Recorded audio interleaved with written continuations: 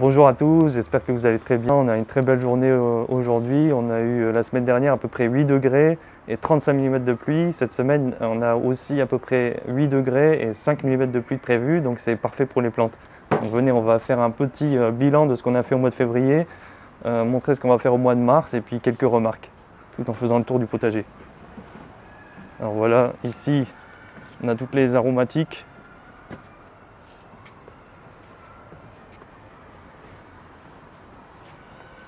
Ici, on voit les fraises à droite et les cassis à gauche. Et ce qu'on a fait en février, c'est des semis d'artichauts, de menthe, de basilic, de sugar peas, de lupin.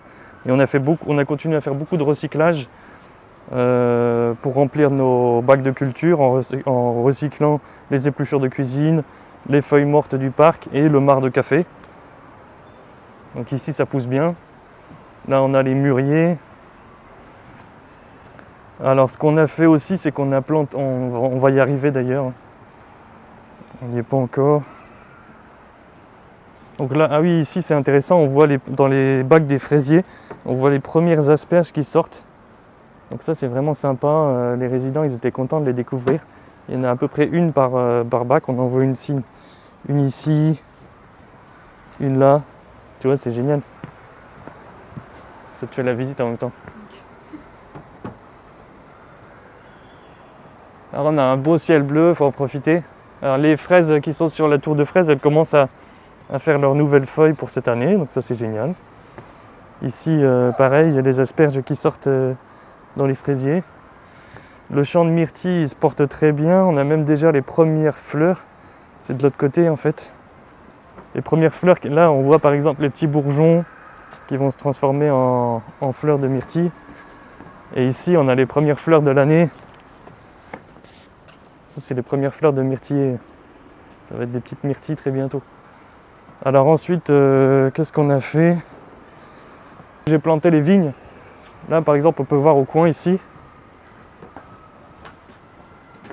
Ça, c'est les vignes qui longent en fait la vitre avec des bouts de grillage récupérés. Donc du coup, une fois qu'elles auront leurs feuilles, ça va faire un effet rassurant et puis ça sera vraiment des conditions parfaites pour elles parce qu'elles sont très aérées. Voilà. Ensuite ici, c'est vrai, ça c'est ce qu'on a fait au mois de février. C'était vraiment un atelier très sympa. C'est une tour Eiffel pour faire grandir des tomates cerises dessus. Donc là on a un pot où on a récupéré pareil des feuilles mortes, des épluchures de cuisine. Et puis ça c'est des barres de placo qu'on a récupérées dans la rue, un reste de chantier, et avec on a construit une tour Eiffel. Voilà.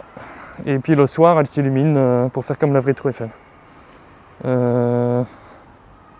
Ah oui, et une autre chose qu'on a faite aussi qui est vraiment très sympa, c'est que la terrasse elle glissait très fort, donc c'était dangereux pour les personnes âgées. Donc on l'a complètement brossée et traitée. Comme ça elle sera plus durable et moins elle glissera plus, elle glisse plus du tout même quand il pleut. Donc ça c'était un gros chantier qu'on a fait et je remercie mon père qui est venu pour m'aider à 77 ans. On a passé tout le week-end pour sécuriser la terrasse et je le remercie personnellement très fort. On passe devant la petite mare. Au mois de mars, on va semer, c'est vraiment le festival des semis. On va semer les tomates cerises, tomates cœur de bœuf, tomates diverses, du basilic, la chayotte, le tournesol, le maïs doux, la coriandre, les sugar peas, les épinards, le lupin, salicorne, les fleurs beaucoup de fleurs pour les pollinisateurs. Donc ça va être vraiment le mois des semis. Et là, on peut voir que bon, il fait un peu plus beau, mais les poissons sont toujours cachés et les grenouilles aussi. Donc on les verra quand il fera plus chaud. Ouais, il y a des grenouilles et des poissons. Et là, j'ai retiré les chaises parce qu'il y a du vent, mais sinon les résidents ils peuvent venir s'asseoir ici et puis un peu contempler la petite mare. Elle sert à la fois à la biodiversité et à profiter en fait du lieu. Et j'ai rajouté aussi un petit oxygénateur pour que les poissons ils soient plus heureux. Et puis ça crée un peu d'ambiance. Alors ici on voit ça c'est sympa, on voit les framboisiers en fait qui font leurs premières feuilles et même leurs premières fleurs. Donc ça promet des belles petites récoltes pour les résidents. Une autre chose très importante qu'on va faire au mois de mars, c'est qu'on va fabriquer des tuteurs en bambou tout le long. Là où on va planter des légumes grimpants comme des tomates, les concombres, les petits pois, pour pouvoir les faire grimper sur des ficelles. Donc ça sera, je pense que ça sera une très bonne activité de fabriquer ces tuteurs. Et ça sera très beau en fait en bambou, ça fera une ambiance très sympa. Alors sinon pour terminer, on peut juste faire le tour. Là ici il y a des vignes aussi. Au mois de mars en fait, c'est la journée mondiale de la vie sauvage, la journée mondiale du recyclage, la journée mondiale de l'eau, la journée mondiale des zéro déchets. Donc en fait, ce que ça m'avait donné comme idée, c'est qu'en fait on veut vraiment montrer qu'ici, on a fait tout avec de la récup, on a dépensé quasiment 0 € pour fabriquer ça. Donc on encourage vraiment à faire beaucoup de récup, soit en récupérant les choses sur les trottoirs, en récupérant près de l'association Muto, en récupérant tout ce que vous trouvez, plutôt que d'acheter neuf. Et comme ça, vous pouvez fabriquer un potager gratuitement. Donc ça, c'est pour le thème du mois de mars. Après, il y a un truc dont je voulais parler, c'était la salicorne.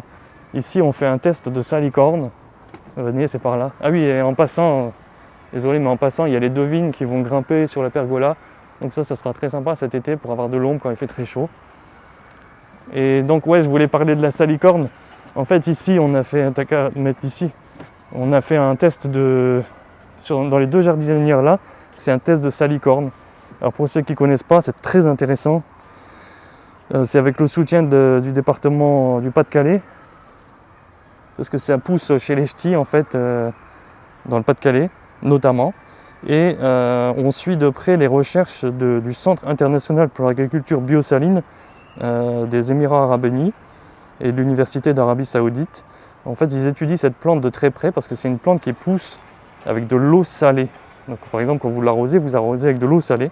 Et c'est très intéressant, c'est à la fois un très bon légume, ça peut servir d'aliment pour les animaux et on peut faire du biofuel avec. Donc potentiellement, si on arrive à cultiver cette plante à grande échelle, on peut nourrir l'humanité, faire du carburant avec de l'eau salée, ce qui est beaucoup plus disponible que l'eau douce et qui permet de ne pas gaspiller l'eau douce. Donc du coup, je suis très très content de faire ce test avec une plante qui en plus a une valeur culturelle très forte dans le Nord. On peut terminer devant les troncs d'arbres. Là, ça c'est une décoration qu'on a faite avec les résidents. C'est un arbre qui était tombé lors d'une tempête. Et du coup, il l'avait découpé en tronçons et il y en avait un qui avait une forme de cœur, donc j'ai récupéré pour faire des sièges. Et en même temps, ça fait du stockage de carbone, donc c'est très sympa. Le mois de mars, c'est un très bon mois pour démarrer un potager, c'est le moment de planter les tomates. Donc même sans aucun moyen, vous pouvez démarrer un petit potager maintenant, on vous encourage fortement. Et que c'est l'occasion de célébrer le printemps. Il faut profiter des petits bourgeons qui sortent, des petites feuilles, des oiseaux qui chantent, des jours qui se rallongent, c'est le moment parfait de l'année. Si vous avez des idées ou des conseils, n'hésitez pas à les envoyer. On espère encourager un maximum de personnes à créer des potagers, donc merci beaucoup pour votre aide et à bientôt.